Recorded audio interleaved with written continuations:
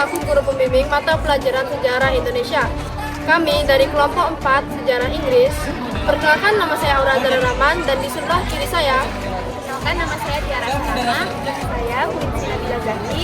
Saya Rizka Cynthia dan Supermasari. Perkenalkan, nama saya Muhammad Arif Suma. Saya Impenzaro Satria Ramadan. Saya Fauzan Heru Prasetya. Di sini kami akan mempresentasikan hasil dari window shopping kami, yaitu bentuk perlawanan terhadap Inggris. Latar belakang, Inggris mengambil alih kekuasaan dari Belanda di Indonesia pada tahun 1811 saat Belanda kalah dalam perang melawan Inggris. Gubernur Jenderal Inggris bernama Thomas Stamford Raffles.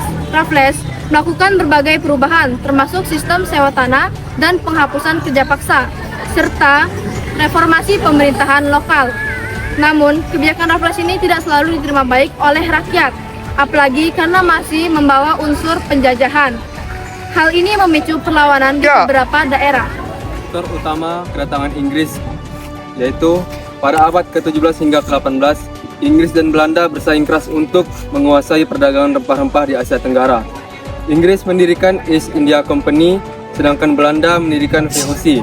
Karena rempah-rempah di Indonesia seperti cengkeh, pala, dan lada yang sangat mahal di pasar Eropa, Inggris berusaha merebut daerah strategis dari tangan Belanda. Perjanjian Tuntang 18 September 1811. 1. Pemerintah Belanda menyerahkan wilayah Hindia Belanda kepada Inggris. 2. Semua tentara Belanda menjadi tawanan perang Inggris. 3. Orang Belanda dipekerjakan dalam pemerintahan Inggris. 4. Hutang Belanda tidak menjadi tanggungan Inggris.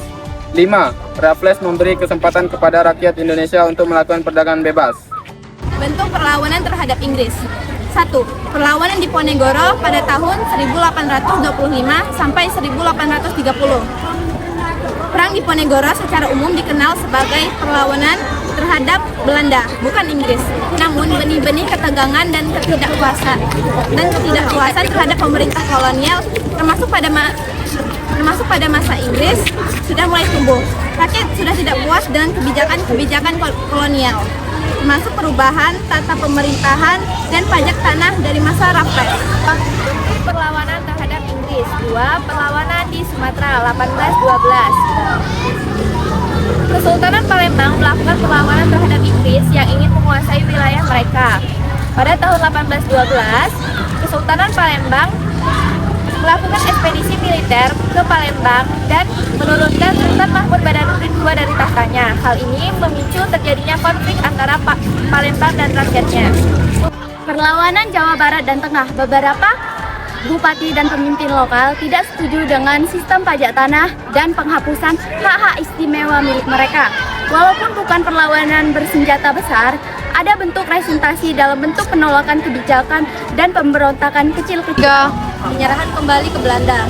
Pada tahun 1816, sesuai dengan konvensi London, Inggris akhirnya mengembalikan wilayah Indonesia kepada Belanda.